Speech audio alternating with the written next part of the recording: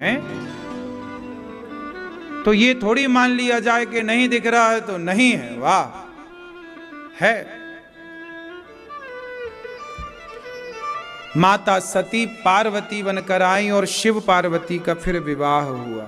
माता सती राम की परीक्षा लेने गई,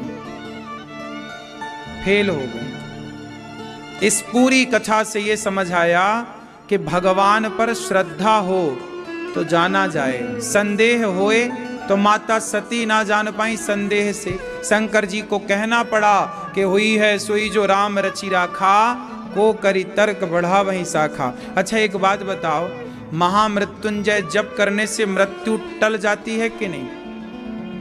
बोलो। यदि महामृत्युंजय का जाप करने से मृत्यु टलती है तो भगवान शंकर खुद अपनी पत्नी सती की मृत्यु क्यों ना टाल पाए? क्यों ना टाल पाए? माता सती दक्ष के यज्ञ में जल करके भस्म हो गई, क्यों नहीं टाल पाए? उत्तर दो। इसलिए नहीं टाल पाए कि शंकर जी उस मृत्यु को टालते हैं जो प्रारब्ध जन्य भावी है, जो आपके भाग्य में मृत्यु है कि नहीं जी अब आपको मरना है, तो शंकर जी आपके भाग्य को बदल देते हैं। शंकर जी क्या बदलते हैं? बोलो। भाग्य बदल सकते हैं, प्रारब्ध जन्य भावी है, होनी शंकर जी उसे बदल सकते हैं। लेकिन एक हरि इच्छा भावी बलवाना, जहां प्रभु की इच्छा हो वहां पर शंकर जी भी नहीं बदल सकते। तो माता सती का संदेह करना, जलना और पार्वती बनना ये हरि की इच्छा थी, मतलब ये प्रभु की इच्छा थी। माता सती संदेह करती हैं तो समाज का संदेह मिटता है, माता सती संदेह ना करती तो राम पर समाज का संदेह बना रहता। तो राम पर समाज का संदेह ना हो इसलिए पूरी ये लीला करनी पड़ी। तो ये हरि इच्छा भावी बलवाना है, ये प्रभु की इच्छा से हुआ, इसलिए उसे शंकर जी भी मैट ना पाए। ठीक है। तो मनु जी की 3 बेटियों की चर्चा हुई। मनु जी के 2 बेटे आकुति, देवहूति, प्रसूति के बाद प्रियव्रत। उत्तानपाद के 2 पत्नियां हुई, सुनीति और सुरुचि। सुनीति के पुत्र हुए हैं ध्रुव। ध्रुव बहुत छोटे से हैं। एक दिन पिता की गोद में बैठने गए तो अरे भाई पिता की गोद में बैठने का है, इसको परेशान कर रहे हो, रख ले समेट के। एक दिन पिता की गोद में बैठने ध्रुव जी गए तो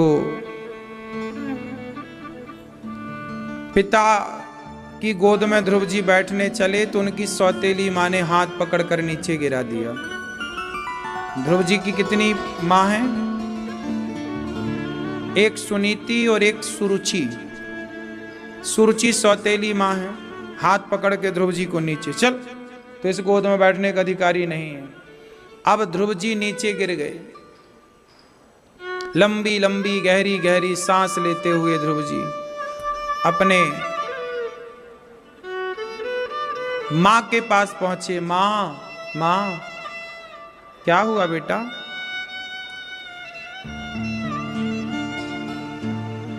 मां अपमान कर दिया। मां ने कह दिया तुम अभागिन के बेटे हो,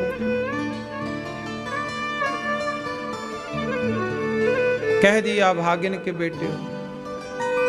ध्रुव जी से मां ने कहा बेटा तेरी मां ने अपमान किया पर तू अपमान की भावना ना रख।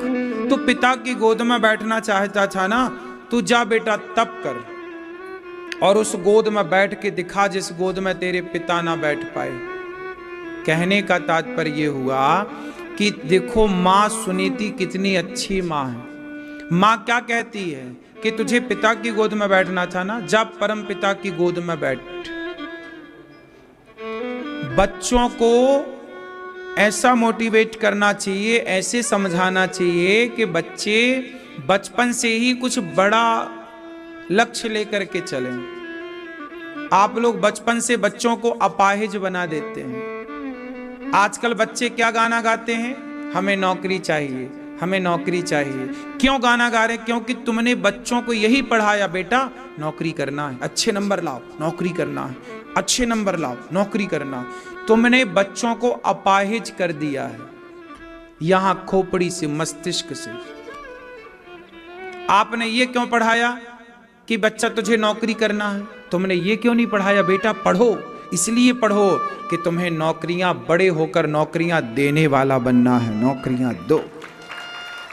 नौकरियां लेने वाला बड़ा कि नौकरियां देने वाला बड़ा? बोलो।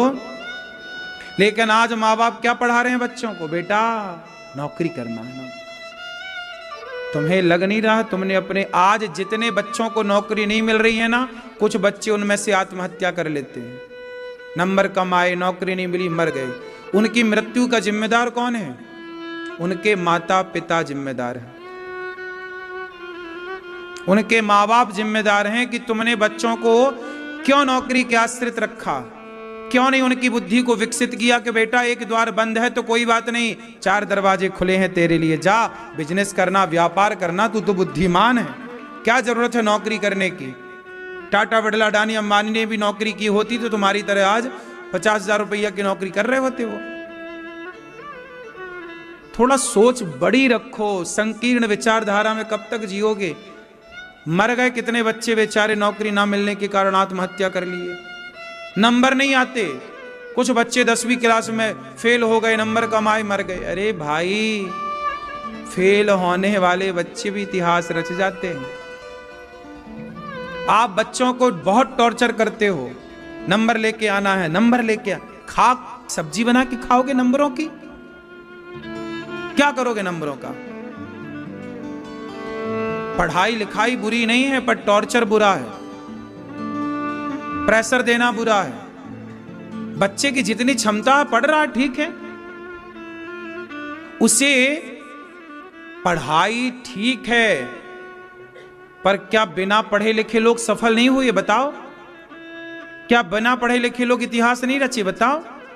फिर बच्चों को ऐसे मोटिवेट करो, ऐसे बताओ कि बेटा पढ़ना जरूरी है, ठीक है, नंबर लाओ, ठीक है, लेकिन बेटा तुम्हें बड़ा होकर ना बिजनेस करना है, व्यापार करना है, ऐसा बनना है कि तुम्हारे पास 4 लोग नौकरी लेने आए। आज तुम्हारी क्लास में जो ज्यादा नंबर लेके आया है, तुम्हें ऐसा बनना है कि वो ज्यादा नंबर लाने वाला तुम्हारे यहां नौकरी करे। ऐसे क्यों नहीं पढ़ाते? क्यों? कम नंबर वाले के यहां ज्यादा नंबर वाले नौकरी कर रहे हैं कि नहीं? बोलो हां कि ना। तो आज जितने बच्चे पढ़ाई लिखाई के नाम पर आत्महत्या करते हैं, नौकरी के नाम पर, उसका जिम्मेदार स्वयं उनके माता पिता हैं।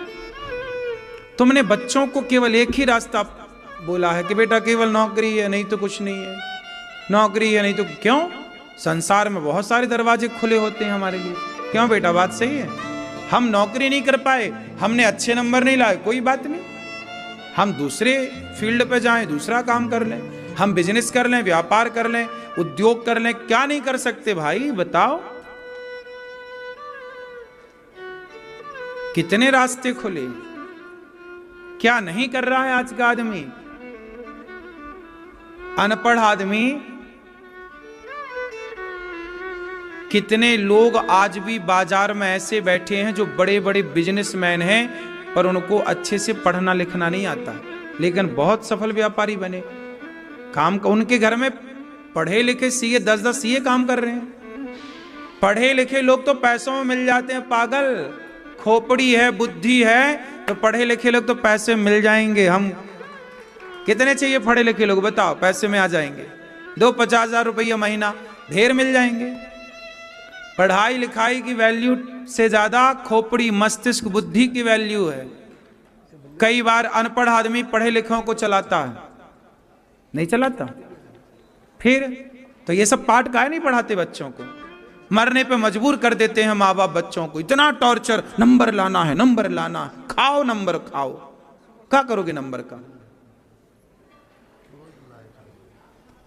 क्यों? आजकल बच्चों का बचपन खत्म हो गया, ना बच्चों को खेलने का समय है ना कूदने का समय, बस दिन भर झोला उठाए भागते, स्कूल भागते, कोचिंग भागते, खेलने खाने। आप लोग जितना खेलते थे ना, अब आज के बच्चे उतना नहीं खेल रहे हैं। तुमने बचपन गवा दिया बच्चों का पढ़ाई के नाम पे। ना बच्चों के खेलने का टाइम है ना घूमने का टाइम है। क्यों? पढ़ाई बुराई नहीं है, पढ़ना चाहिए, खूब पढ़ना चाहिए, लेकिन पढ़ाई कर चाहिए नहीं कि सिर्फ पढ़ाई हम करेंगे तो ही हम सफल होंगे, हमारे नंबर ज्यादा आएंगे तो ही हम सफल होंगे। हमारे नंबर कम आए कोई बात नहीं, फेल हो गए हम कक्षा में तो भी कोई बात नहीं, फेल होने वाले के घर में भी पास होने वाले काम कर रहे हैं। बात सही है? फिर बच्चों को वो पढ़ाओ जिस पढ़ाई से उनका लोक परलोक सवर जाए। बच्चों को आप क्या पढ़ाओ? धर्म पढ़ाओ। बेटा धर्म क्या है? आजकल पढ़े लिखे तो हैं बच्चे, चरित्रहीन हो गए पढ़ लिख कर। बच्चों को धर्म पढ़ाओ। बेटा धर्म क्या है? चरित्रवान बनना है, समाज की सेवा करना है। सबसे अधिक पढ़ा लिखा आप किसे मानते हैं? बताओ, सबसे ज्यादा पढ़ा लिखा कौन? रावण ज्यादा पढ़ा लिखा कि राम ज्यादा पढ़े लिखे? बोलो बोलो। डिग्रियां देखोगे तो डिग्रियां रावण की ज्यादा है। रावण ज्यादा पढ़ा लिखा था लेकिन राम से हार गया। राम तो कम ही पढ़े लिखे थे रावण के आगे। वो अलग विषय है कि राम भगवान है, पर सामान्य दृष्टि से देखा जाए तो रावण ज्यादा विद्वान था। इसलिए तो कथा ये भी आती है कि राम जी ने लक्ष्मण जी से कहा कि जाओ इससे कुछ सीख लो। आखिरी समय जब उसे बाण लगा तो राम जी ने खुद कहा लक्ष्मण जी से, जाओ लक्ष्मण, अब ऐसा विद्वान इस धरती पे ना पैदा होगा, जाओ कुछ उपदेश ले लो। तो रावण विद्वान तो था ही, इसमें कोई आश्चर्य नहीं है, कोई किंतु और परंतु नहीं है। लेकिन वो विद्वान होने के बाद भी आचरण कैसा था उसका? मायने ये नहीं रखता कि आप पढ़े लिखे कितने हैं, मायने रखता है कि आपका आचरण कैसा है, व्यवहार कैसा है। राम कम पढ़े लिखे थे पर आचरण व्यवहार अच्छा है, पूजा होती है। रावण ज्यादा पढ़ा लिखा था पर भी पुतले जलाए जाते हैं। तो हम बहुत पढ़े लिखे हैं पर हमारा आचरण व्यवहार गलत है, तो क्या करेगी पढ़ाई? आप बहुत पढ़े लिखे हैं लेकिन अपने बाप का सम्मान नहीं करते। आप बहुत पढ़े लिखे हैं, अपनी माँ का आदर नहीं करते। हम थोड़ा कम पढ़े लिखे हैं पर माँ की आरती उतारते हैं। बताओ समाज में किन बच्चों की जरूरत है जो पढ़ लिख कर माँ बाप का अनादर करें या कम पढ़े लिखे होकर के भी माँ बाप का सम्मान करें? हमें वो बच्चे चाहिए जो माँ बाप का सम्मान करें। हमें वो बच्चे चाहिए जो दीन दुखी के काम आए, जो सबकी हेल्प करें। आज पढ़े लिखे लोग कर तो रहे हैं, जरूरत से ज्यादा भ्रष्टाचार। पढ़ा लिखा है लेकिन 1000 रुपया के बिना बात नहीं करता, 5000 लाओगे तो बात करेगा, वरना बात नहीं करने को है। तो पढ़ा लिखा जितने इस देश में पढ़े लिखे उन्होंने तो देश को बेचा है, अनपढ़ थोड़ी बेच रहा है। भ्रष्टाचार पढ़े लिखे तो कर रहे हैं, अनपढ़ थोड़ी कर रहा है। बोलो हाँ। जो जितना पढ़ा लिखा है उतना बड़ा भ्रष्टाचार कर रहा है। जो जितनी बड़ी पोस्ट पर है, जितने बड़े पद पर है, बड़े पद पर है मतलब पढ़ा लिखा है, पढ़ के गया, क्या कर रहा है वो? फिर पढ़े लिखे क्या कर रहे हैं? बेच तो रहे हैं अपनी भारत माता को। ऐसी पढ़ाई पढ़ाई है सरकार ने, ऐसी पढ़ाई पढ़ा रही है कि आदमी बेईमान हो रहा है। अरे ऐसी पढ़ाई पढ़ाओ ना कि बच्चा पढ़ के ईमानदार बने। नहीं, मर जाएंगे हम, बेईमानी नहीं करेंगे। ये क्यों नहीं पढ़ाई हो रही है? कौन सी पढ़ाई को आप पढ़ाई मानते हैं? जो आपको झूठ बोलना सिखाए या जो सच पर चलना सिखाए? आजकल पढ़े लिखे लोग झूठ बोल रहे हैं कि सच बोल रहे हैं? फिर क्या पढ़ाया है, क्या पढ़ाया जा रहा है? पहले पढ़ाया जाता था धर्म। पहले का आदमी हरिश्चंद्र जैसा होता था, मर गया बिक गया पर धर्म नहीं छोड़ा, सत्य नहीं छोड़ा, प्राण जाए पर बचन न जाए। और आजकल का आदमी तो पैसे के लिए कपड़े, बॉलीवुड क्या कर रहा है? नंगा घूम रहा है बॉलीवुड। पैसे के चक्कर में कपड़े उतार के घोड़े ने फोटो खिंचवाई। बोलो हाँ। फिर ये तो पैसे के लिए नंगे होने को तैयार हैं। ये पढ़े लिखे लोग प्रचार कर रहे हैं, दाने दाने में केसर का दम। ये पढ़े लिखे लोग प्रचार कर रहे हैं। संडे हो या मंडे, अंडे का प्रचार पढ़े लिखे लोग कर रहे हैं। जंगली रमी डाउनलोड कौन करा रहा? पढ़े लिखे लोग डाउनलोड करा रहे हैं। पढ़े लिखे तो हैं, पर तुम्हारे बच्चे को जुआ खेलना सिखा रहे हैं, तुम्हारे बच्चों को गुटखा खाना सिखा रहे हैं। मुझे पीने का शौक नहीं, पीता हूं गम भुलाने को। पढ़े लिखे तो हैं, ये तुम्हारे बच्चे को शराब पीना सिखा रहे हैं। आग लगे ऐसी पढ़ाई में जो तुम्हें झूठा बना दे। हम कम पढ़े लिखे हैं पर सच के राह पर चलते हैं। आप भी अपने बच्चों को सच की पढ़ाई पढ़ाना। बेटा मर जाना अच्छा है, झूठ काहे बोलना यार, सच बोल के जिएंगे हम। क्यों मेरी माँ, क्या बोलती तू? सच बोलना है। और आज की पढ़ाई क्या सिखा रही है? बोलो, झूठ सिखा रही है कि नहीं? आजकल के बच्चे स्कूल जाते हैं, झूठ बोलना सीख जाते हैं। क्या मजाल, पहले का बच्चा झूठ नहीं बोलता था। पहले लोग झूठ बोलने से डरते थे। पहले लोग 1 लाख रुपया देने के बाद भी झूठी गवाही नहीं देते थे। आजकल तो आदमी 1 कप चाय में झूठी गवाही दे दे, यार तुमने चाय पिलाई, चलो हम तुम्हारे लिए झूठ बोलते हैं। पहले आदमी चींटी नहीं मारता था। बोलो हाँ कि ना? इसलिए पढ़ाई आजकल सरकार जो पढ़ा रही है वो पढ़ाई है ही नहीं, कचरा है। पढ़ाई तो वो है ना मेरी मां, जो आपको सत्यवादी बनाए, दयावान बनाए। अब जिस पढ़ाई ने आपको झूठा बना दिया वो काय की पढ़ाई है? राम पढ़े तो प्रातः काल उठ के रघुनाथा, मात पिता गुरु ना वही माथा। राम जब पढ़े तो राम ऐसा पढ़े कि सत्यवादी बने। राम ऐसा पढ़े कि माँ बाप का सम्मान करने के लिए वनवास चले गए। आजकल का पढ़ा लिखा बेटा कितनी बात मान रहा है अपने माँ बाप की। कौन सी जगह है जहां भ्रष्टाचार ना हो? छोटे से लेकर के ऊंचे पद तक, बड़े नेताओं से लेकर छोटे नेताओं तक, पुलिस वालों से लेकर के वहां पूरा डिपार्टमेंट भरा पड़ा है। कहीं भी जाओ भैया, पैसे के बिना काम नहीं। भ्रष्टाचार। अभी एक मैया बताई मेरे से यही प्रश्नोत्तरी में, बोले महाराज जी मैं आंगनवाड़ी की कार्यकर्ता हूं। बच्चों के नाम का आंगनवाड़ी में दलिया आता है। बच्चे 2-2 साल के पढ़ते हैं आंगनवाड़ी में, दलिया आता है। वो रो रो के बताई, बोले महाराज जी मैं नौकरी छोड़ दूंगी क्योंकि मैं कथा सुनती हूं। बोली कि महाराज हमारे जो बड़ा अधिकारी है वो बच्चों के नाम का दलिया आता है तो वो कहता है कि हमें 10 किलो दलिया हमें दो पहले। सोचो बच्चों के दलिया खा रहे हैं ये एक एक। अब उन जो बड़ा आप होता है ना, उसके अंडर में से 50 आंगनवाड़ी आते हैं, तो 50 आंगनवाड़ी केंद्र से उसने 10-10 किलो दलिया लिया, तो सोचो कि 50 गुणा 10 कर लो, फिर वो दलिया बेच देता होगा उसके बड़े अधिकारियों को थोड़ा थोड़ा पैसा। बोले सबको बढ़ता है ये पैसा।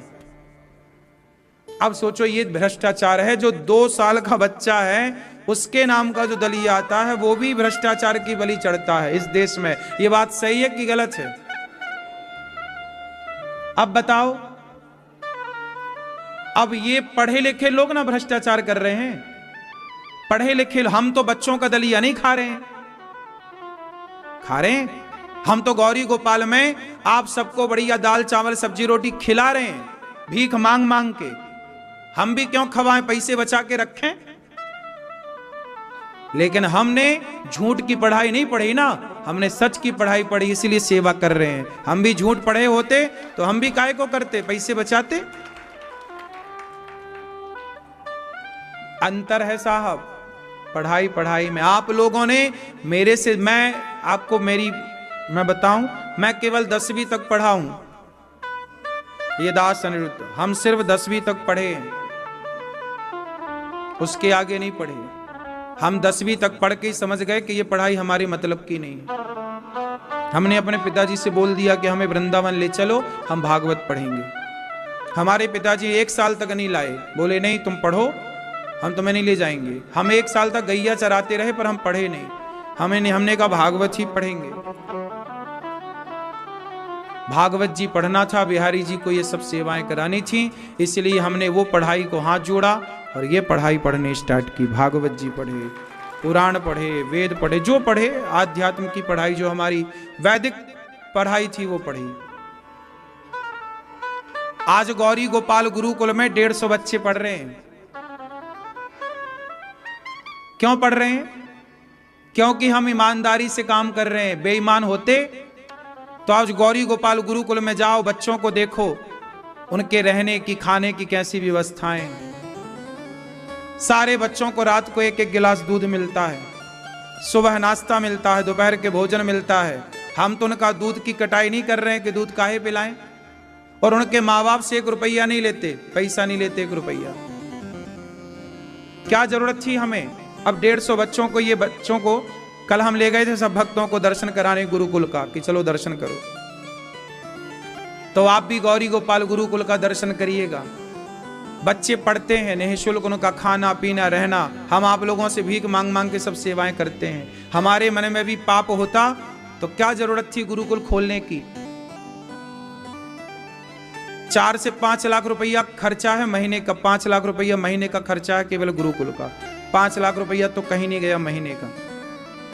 खाना पीना रहना और जो आचार्यों की फीस इत्यादि सब पढ़ाने के लिए पैसा तो देना ही पड़ता है, जिनको रखेंगे पढ़ाने के लिए। 50-50 हजार रुपया महीना देता हूं मैं एक आचार्य को पढ़ाने का। पूरे भारत में कहीं पे भी सरकार पहले वर्ष में 50,000 रुपए किसी शिक्षक की तनख्वाह नहीं देती, लेकिन गौरी गोपाल गुरुकुल में पहले वर्ष से ही हम 50,000, क्योंकि उच्च कोटि के शिक्षक लाए हैं, अच्छी क्वालिटी के हैं, पढ़ाएंगे तो उसका बच्चों को परिणाम मिलेगा। 5 लाख रुपए महीने का कम से कम खर्चा, ज्यादा से ज्यादा तो अभी। और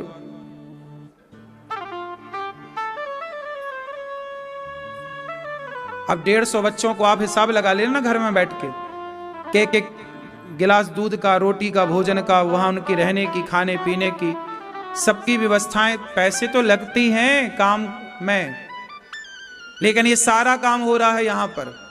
क्यों? क्योंकि हमारे भीतर बेईमानी होती तो हम क्यों करते? हम भी 2-4 बच्चे ही रखते कि देखो जी 2-4 बच्चे पढ़ रहे हैं। नहीं, पूरा प्रॉपर बच्चों की सब व्यवस्थाएं, एक गुरुकुल जैसा गुरुकुल है। ये सब ईमानदारी से होता है मेरी माँ। अब आप गौरी गोपाल रसोई में जाके भोजन चेक करना, आप सबने प्रसादी पाई होगी। जो आप चावल खाते हो ना गौरी गोपाल रसोई का, वो चावल कौन सा मिलता आपको? आप में से कितने लोगों ने प्रसादी पाई गौरी गोपाल जी की रसोई में? चावल पाए कि नहीं? कौन सा चावल था वो?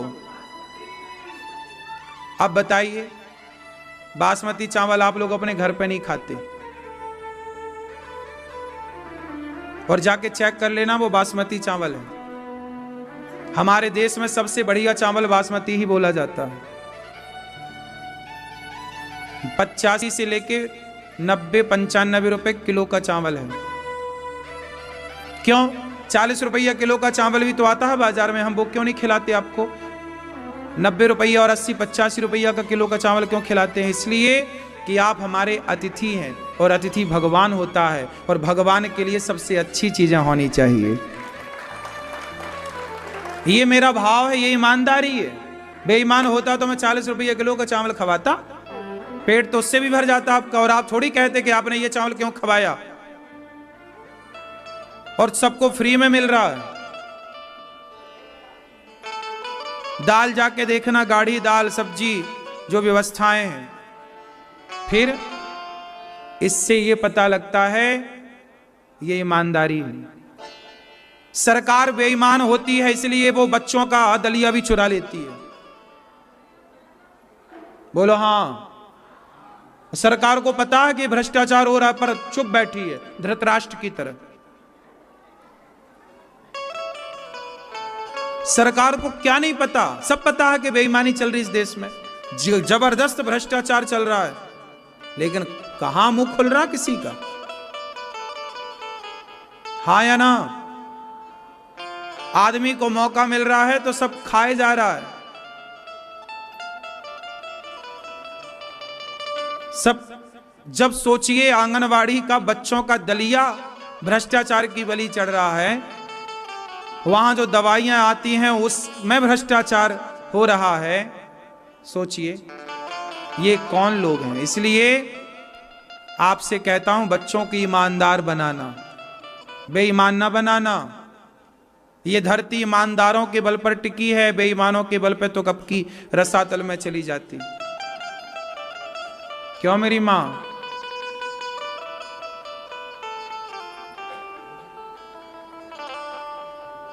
गौरी गोपाल आश्रम में माताएं रहती हैं, 290 माताएं। ईमानदारी से उन मां की सेवा करता हूं।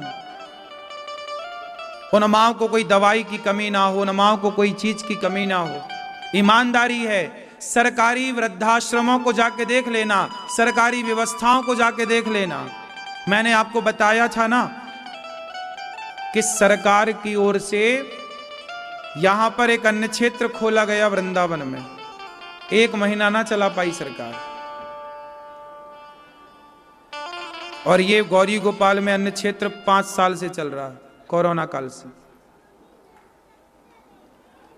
तो इसलिए मेरी मां, क्योंकि करने वाला ईमानदार है तो करेगा, और करने वाला ही बेईमान हो जाएगा तो कुछ ना हो पाएगा। तो ये ईमानदारी का प्रमाण है कि गौरी गोपाल में जितनी सेवाएं चल रही हैं, इतनी सेवाएं आप आके देख भी नहीं पाते। यहां इतनी सारी माताएं हैं कि सभी माताओं का आप दर्शन भी नहीं कर पाते। यहां घूमने के लिए आपको कम से कम 2 से 3 घंटे का समय चाहिए, तब आप यहां की बारीकी को देख पाओगे। आप आए 10 मिनट में देख के चले गए, 10 मिनट में आप कुछ नहीं देख पाते।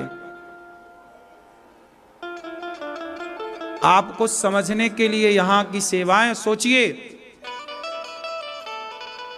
जबकि मैं बहुत ज्यादा पढ़ा लिखा नहीं हूं, लेकिन गौरी गोपाल आश्रम की सभी सेवाएं देखो सुव्यवस्थित चल रही हैं।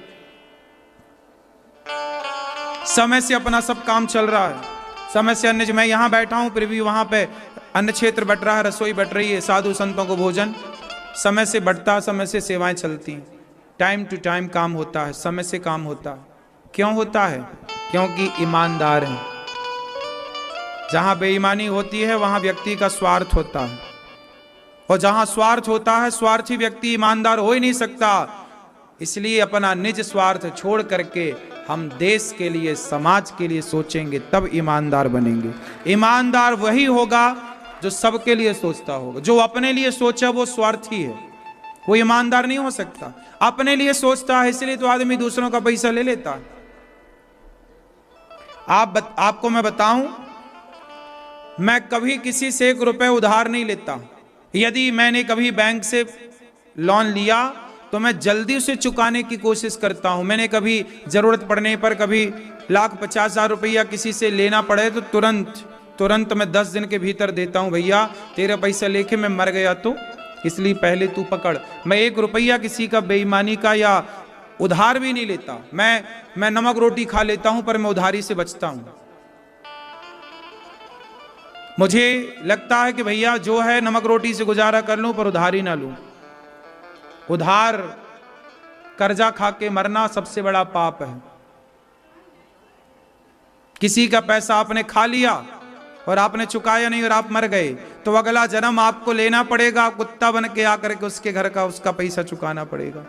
तो अगला जन्म कुत्ता बनना है तो कर्जा खा के मरो।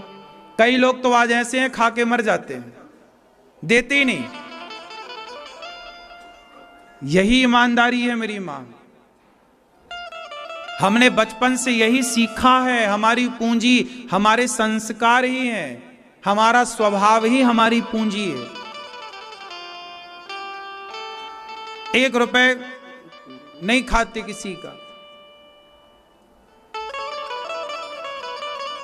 पैसा ईमानदारी से लेते हैं। आप देते हैं कि अन्य क्षेत्र बंटवाओ, हमारी ओर से बंटवा देते हैं। लो भैया आप आओ, अपनी आंखों से देख लो। ये हमारी मैया ने आज बोला कि हमें रसगुल्ले बंटवाने हैं, गुलाब जामुन बंटवानी है बच्चों को और यहाँ सबको। मैया ने आई खुद अपने हाथ से बांटी, देख के संतुष्टि मिली, अपने हाथ से बांट लिया। जो आपको बंटवाना है खुद आओ बंटवाओ, बन जाएगा आपके नाम का। यहाँ पे आप देख लो, अपने हाथ से बांटो। ठीक है मेरी माँ, ये पारदर्शिता है यहां। बेईमानी हम क्यों करें किसी से?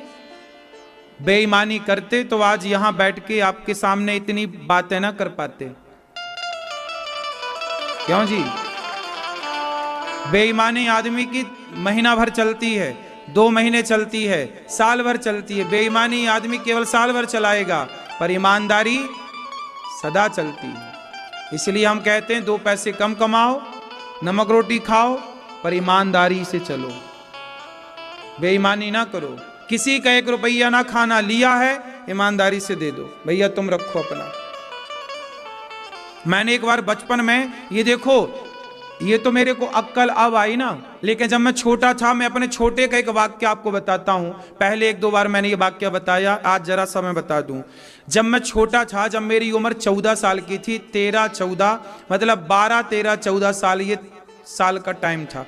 जब मैं 12 साल का था, 13 और 14 साल का था, तब ना हमारे पिताजी और हमारे दादाजी, हम लोग बहुत गरीब परिवार से थे। आपको बताया कि हम भीख मांगते थे, पैसे तो होते ही नहीं थे। कभी हमारे दादाजी हमें चवन्नी देते थे, चवन्नी चलती थी हमारे टाइम पे, 25 पैसा। तो हम जाते और 25 पैसे की गोलियां मिल जाती, 25 पैसे की 25 गोलियां मिलती, मीठी वाली, संतरे वाली। 1 रुपया की 20 मिलती थी, क्या 100 मिलती थी। पंजी की 1 मिलती थी, हाँ नहीं 100 मिलती थी।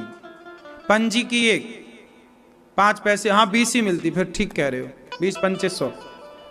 तो 20 गोलियां मिलती थी, तो चवन्नी की 5 गोलियां मिलती थी। तो हम कुछ, वो उस जमाने में अलग प्रकार की मिठाई आती थी, तो मिठाई आई दुकान में, तो वो खा रहा था। हमारा भी वो मिठाई खाने का मन हुआ, तो हमने सोचा पैसे तो है नहीं, क्या करें। मांगे पिताजी से, दादाजी से, नहीं मिला। तो हमने क्या किया, पीपल, हमारे गांव के पास ना पीपल था। तो आपको पता है, पीपल के पास ना लोग, जब कोई मर जाता था तो पीपल के पास वो घड़े में पानी भर के, और फिर वहां पे उनका 13वां के पहले एक क्रिया होती है, तो वो वहां पे होता है। तो वहां पीपल के पास ना कुछ 1-2 रुपए चढ़ाते भी हैं लोग। तो मैंने देखा कि वहां पीपल के पास में, वहां गया तो वहां पे ना 2 रुपए मुझे दिखाई पड़े। तो मैंने वो 2 रुपए उठाए और पीपल की जड़ के पास उन्हें छिपा दिया कि ये पीपल के पैसे हैं। ये पैसे किसके हैं? पीपल के पैसे हैं। मैंने छिपा दिया, और हम रोज ना पीपल की परिक्रमा लगाते थे, और पीपल को जल, हमारे पिताजी पीपल की पूजा करते थे। पीपल को जल चढ़ाना, शाम को दिया जलाना बड़ा शुभ होता है। यदि आप पीपल की रोज 7 परिक्रमा लगाते हैं, यदि पीपल में शाम को रोज दिया जलाते हैं और पीपल को रोज जल चढ़ाते हैं, तो निश्चित मानिए कि आप बहुत तरक्की करेंगे, बहुत आगे जाएंगे। पीपल की पूजा आपको आगे ले जाती है, आपके उत्थान में बहुत सहयोगी होती है। पीपल की पूजा, 7 परिक्रमा पीपल की लगाना चाहिए। तो पीपल की पिताजी पूजा करते थे, मुझे 2 रुपए दिखाई पड़े, तो मैंने वहां पे किनारे में मिट्टी के अंदर जड़ के पास डाल दिया। एक दिन मुझे जब वो पैसे की जरूरत पड़ी तो कहीं से मिला नहीं, तो मुझे याद आया कि पीपल से उधार लूं। तो मैंने पीपल से वो 2 रुपए निकाले और पीपल से मैंने बात की ऐसे ही कि सुनो महाराज, पीपल देवता, हे भगवान, ये 2 रुपये आपके हैं, पर हमें अभी मिठाई खाना है, तो आप एक काम करो, हमें 2 रुपए उधार दे दो, हम आपका जल्दी ब्याज सहित चुकाएंगे।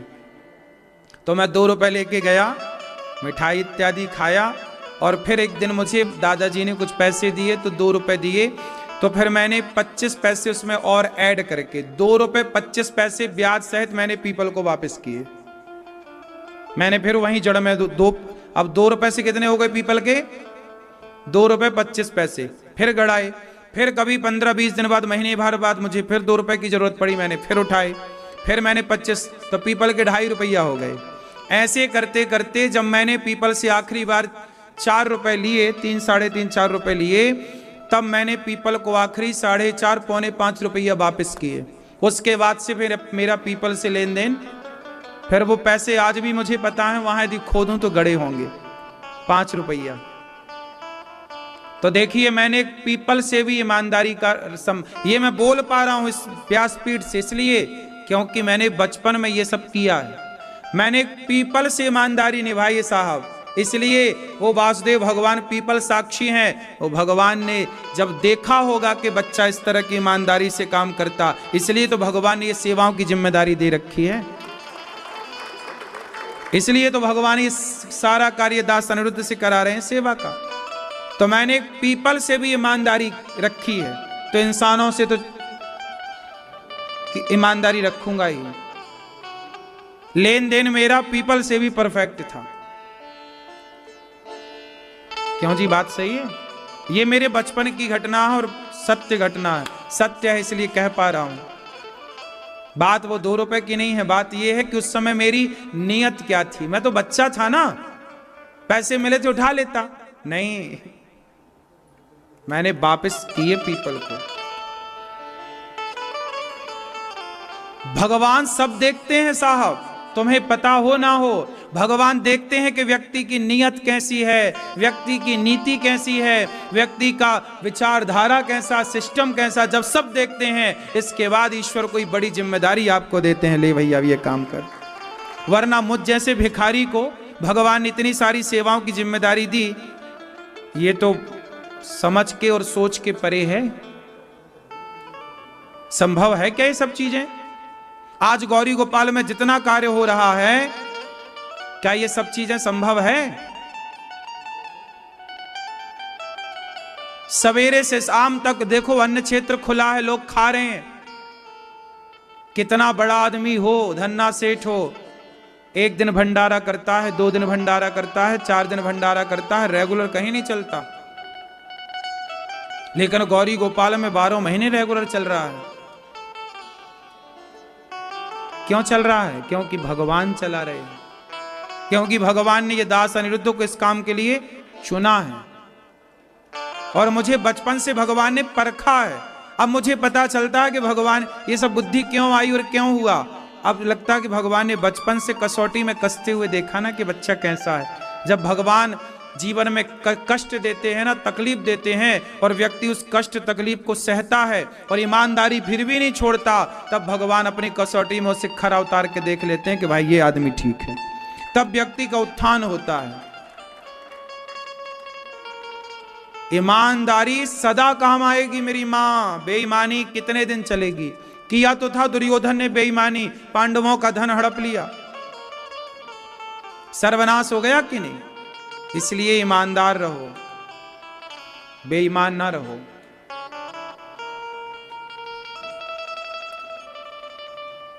भला कीजिए भला होगा, बुरा कीजिए बुरा होगा। यहीं कर्जा यहीं कर कर चुकाना है, सजन रे झूठ मत बोलो, प्रभु के पास जा। न हाथी है न घोड़ा है, वहां पैदल ही जाना है, सजन रे झूठ मत बोलो, प्रभु के। माता सुनीति के उपदेश से ध्रुव जी अपने पिता की गोद से उतरकर अब भगवान की गोद में बैठने चले। नारद जी ने 12 मंत्र दिया, उस मंत्र का जाप करके ध्रुव जी ने भगवान का साक्षात्कार किया। ध्रुव जी ने भगवान को पाया। भगवान ने कहा तुम्हें राज्य गद्दी की कामना थी, हम तुम्हें 36,000 वर्ष का राज्य देते हैं। ध्रुव जी को देकर के भगवान ने दर्शन देकर भगवान विदा भये। ध्रुव जी राजा बने। ध्रुव जी अंत समय भगवान का चिंतन करते हुए मृत्यु के सिर पर पांव रखकर यक्षों को मारा, उनके भाई को मार दिया था। मनु जी ने समझाया, कुबेर जी ने भक्ति का वरदान दिया। आज भी ध्रुव तारा बनकर ध्रुव जी चमक रहे हैं। ये ध्रुव जी 5 साल के थे, भक्ति करके अमर कर लिया अपने आप को। बाप देता तो कितना देता, भगवान जब देते हैं ना तो छप्पर फाड़ कर देते हैं। इसलिए बाप कितना दे सकता है, सीमित दे सकता, पर भगवान असीम दे सकते हैं, असीमित, जिसकी कोई सीमा नहीं है। इसलिए भगवान के आश्रित रहो, भगवान से कहो जो कहना है। त्वमेव माता च पिता त्वमेव, भग जो कहेंगे प्रभु से कहेंगे। बचपन से यही सीखा है, भगवान के आगे हंसना है, भगवान के आगे रोना है। किसी के आगे ना हंसना, किसी के आगे ना रोना। एक भगवान की भरोसे बचपन से रहे हैं, तो आज भी उन्हीं का एक भरोसा, एक भरोसे एक बल, एक आस विश्वास, एक राम घनश्याम हित चातक तुलसीदास। एक भगवान के भरोसे।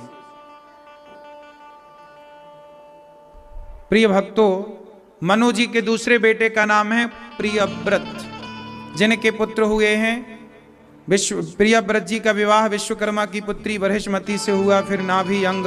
इन्हीं के वंश में भगवान ऋषभदेव जी हुए। ऋषभदेव जी के 100 पुत्र हुए, सबसे बड़े का नाम भरत। भरत जी ने एक मृग के चक्कर में मन मृग में लगाया, उन्हें मृग बनना पड़ा। अंत यामति सा गति, व्यक्ति जो मरते समय मन जहां होता है गति वैसी होती, इसलिए मरते समय भगवान का चिंतन हो, संसार का ना। भरत जी का मृग बनना, फिर दूसरे तीसरे जन्म में मनुष्य बनना। जड़ भरत के नाम से उन्हें तीसरे जन्म में जाना गया। मूर्ख बन के रहे, तब राजा रहुगण को उपदेश किया था जड़ भरत ने। राजा रहुगण को क्या उपदेश किया था? शरीर का और आत्मा का। बताओ, आप शरीर हो कि आत्मा हो? क्यों? आत्मा और शरीर ये दो ये एक ही हैं कि अलग अलग हैं? क्यों मैया? आत्मा अलग है और शरीर कैसे अलग है? जैसे मोबाइल अलग है और सिम कार्ड अलग है, उसी तरह शरीर मोबाइल की तरह है, आत्मा सिम। अच्छा, आत्मा होती है कि नहीं होती? आत्मा जैसी कोई सत्ता है इस जगत में कि नहीं है? हैं?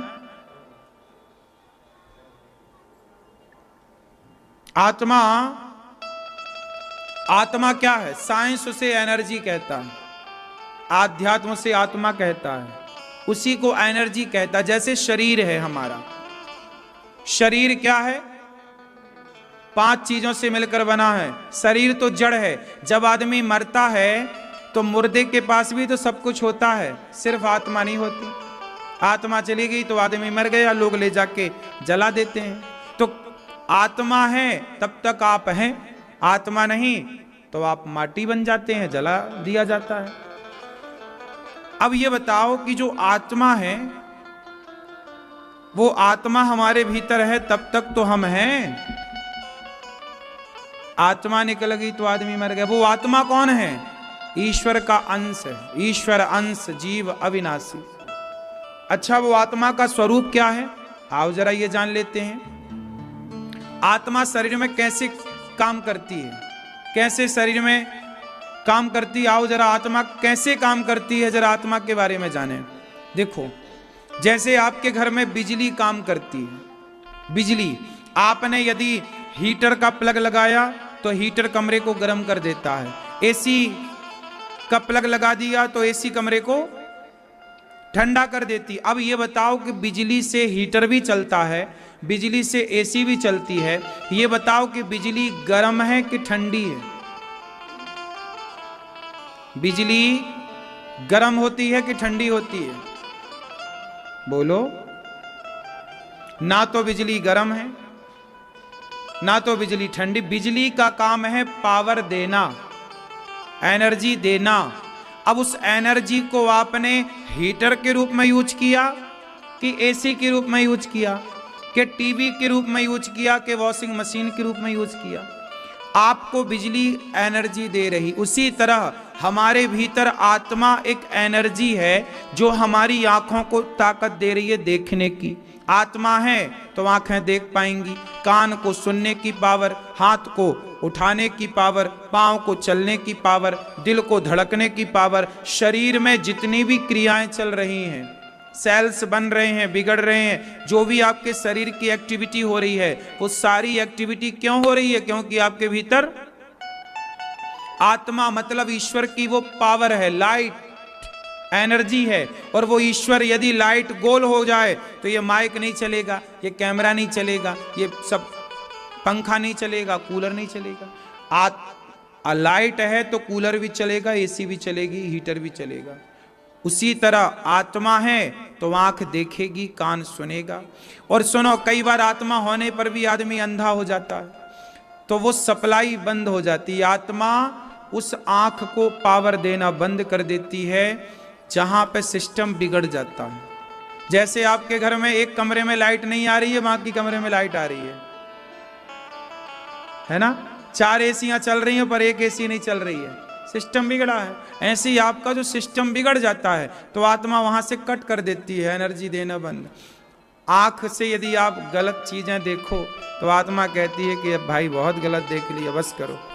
इसलिए आंखों को भगवान के चरणों में लगाना चाहिए, आंखों से भगवान को देखे, आंख कान भगवान की कथा सुने, हाथ भगवान के भक्तों की सेवा करे, पांव भगवान के द्वार तक चल करके जाए, तब तो शरीर है। लेकिन आपने आंखों से वैश्याओं को देखा, कान से गंदी गंदी बातें सुनी, है ना, पांव से चल के शराब की दुकान गए, हाथ से किसी का गला दबा दिया, किसी का अहित कर दिया, तब आत्मा कहती कि ये तो मेरी पावर का मिसयूज कर रहा है। तो आत्मा का काम है पावर देना सबको, चाहे आप उस पावर का सदुपयोग करें या तो दुरुपयोग करें, वो आपके स्वभाव में है। तो आत्मा कौन है? ईश्वर का स्वरूप। आत्मा कहां से संचालित हो रही है? ईश्वर, एक पावर हाउस, वहां से पूरे गांव में बिजली सप्लाई हो रही है। उसी तरह एक परमात्मा से प्रत्येक जीव, चींटी, हाथी, घोड़ा, पशु, पक्षी, उड़ने वाले, जलचर, थलचर, नभचर, नाना सब प्रकार को पावर कहां से मिल रहा है? ईश्वर से। वही एक ईश्वर सबको पावर दे रहा, जिसे आत्मा कहते हैं। इसलिए जब तक आत्मा है तब तक परमात्मा का भजन कर लो, उस आत्मा के रहते ईश्वर को जान लो, वरना आत्मा निकल जाएगी तो वे जान ना पाओगे, फिर खत्म। समय रहते काम कर लो। भरत जी ने दिव्य ज्ञान पाया, रहुगण ने दिव्य ज्ञान पाया भरत जी से। इसके बाद दोनों भगवत धाम गए। 28 प्रकार के नरकों का वर्णन किया गया है।